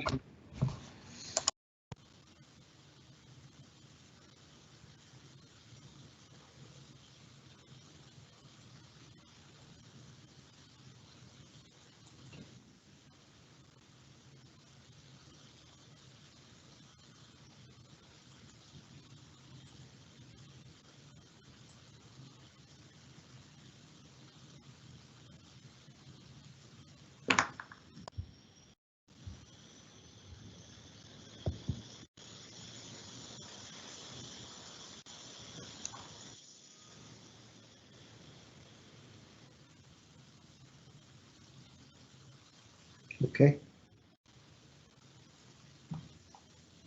So where you'd like to split 13.2?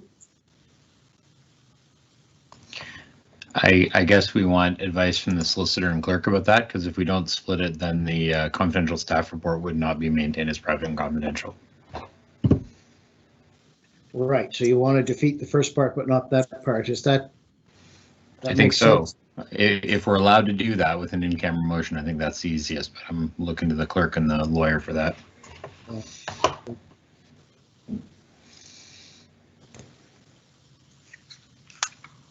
we have two lawyers. We should be able to get an opinion. Sorry, my apologies. I believe we can pass that first motion and split them. I'm just trying to get people into this meeting. I'll be right 1 second. Yeah. Perfect. No, thanks.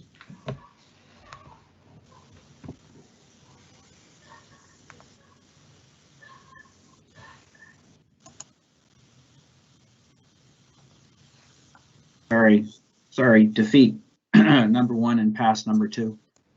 Okay, so I'll put it on the floor, I'll split it, and then we'll vote. Yes, please. And then, John, is the 13.3 as written in the agenda, is that what I've agreed? That's exactly what we want, yeah. And I will post that in the chat when it comes up. Okay, thanks, guys.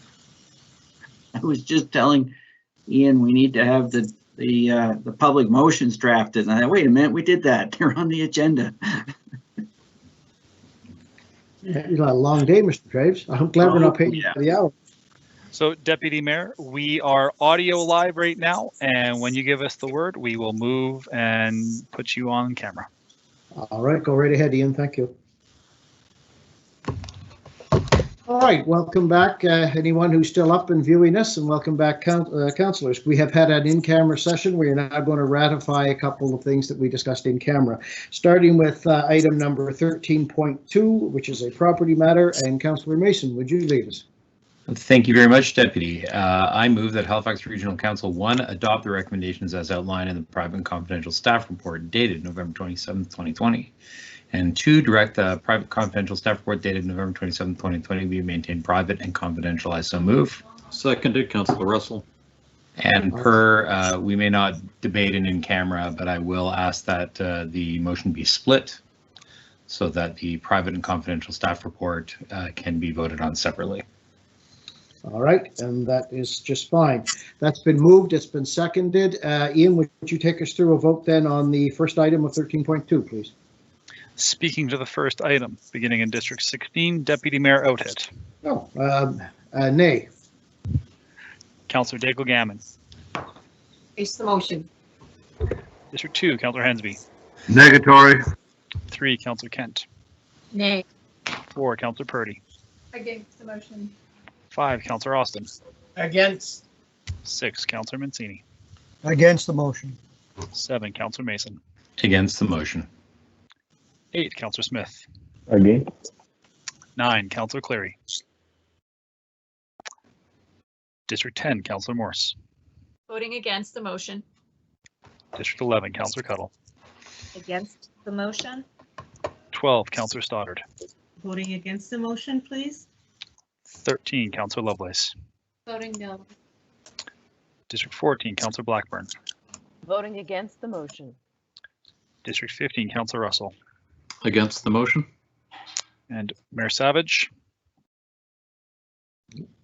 Mayor Savage is not in the meeting. And Mayor Savage and Councillor Cleary are not in the meeting. All right, thank you, Ian. So that has been defeated. Would you take us through the second part of 13.2 now, please? Beginning with District 1, Councillor Daigle-Gammon. Voting in favor of the motion? District 2, Councillor Hensby. Affirmative. 3, Councillor Kent. In favor? 4, Councillor Purdy. In favor of the motion. 5, Councillor Austin. In favor. 6, Councillor Mancini. In favor of the motion. 7, Councillor Mason. In favor. 8, Councillor Smith.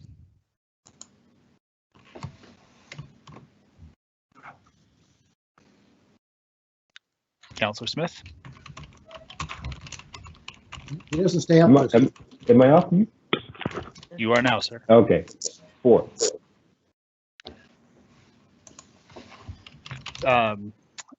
District 10, Councillor Cleary. Sorry, District 10, Councillor Morse. I believe Councillor Cleary's in the wrong meeting. Yeah, we're going to pull him in here in a second. Beautiful. Okay. Councillor Morse. In favor of the motion. Thank you. 11, Councillor Cuddle. In favor? 12, Councillor Stoddard. In favor of the motion. District 13, Councillor Lovelace. Yes. 14, Councillor Blackburn. Voting in favor of the motion. 15, Councillor Russell. In favor? 16, Deputy Mayor Outhit. In favor, thank you. Councillor Cleary, have you moved into this meeting?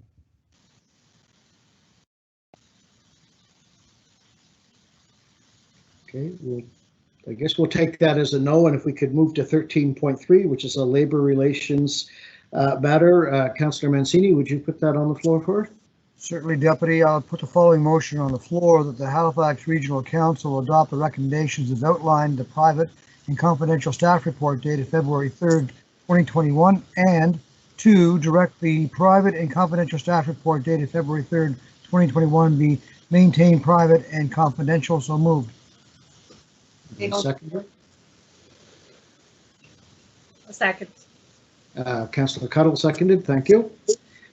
All right, Ian, would you take us through the count, the roll? Beginning with District 2, Councillor Hensby. Affirmative. 3, Councillor Kent. In favor? 4, Councillor Purdy. Voting in favor? 5, Councillor Austin. In favor. 6, Councillor Mancini. In favor of the motion. 7, Councillor Mason. For the motion. 8, Councillor Smith. 4. 9, Councillor Cleary. Yes. 10, Councillor Morse. In favor? 11, Councillor Cuddle. In favor? 12, Councillor Stoddard. In favor of the motion. 13, Councillor Lovelace. Voting yes. 14, Councillor Blackburn. Voting in favor of the motion. 15, Councillor Russell. In favor? 16, Deputy Mayor Outhit. In favor. In District 1, Councillor Daigle-Gammon. Voting in favor of the motion? And All to right. confirm, Mayor Savage is not in the meeting. All right. Thank you, Ian. So that has passed. Now, I believe we did notices of motion today already. I don't think there's anything else I need to do before calling for adjournment, other than to say, look forward to seeing all your smiling faces at 9:30 tomorrow morning for budget. Ian, is there anything else you need us to do?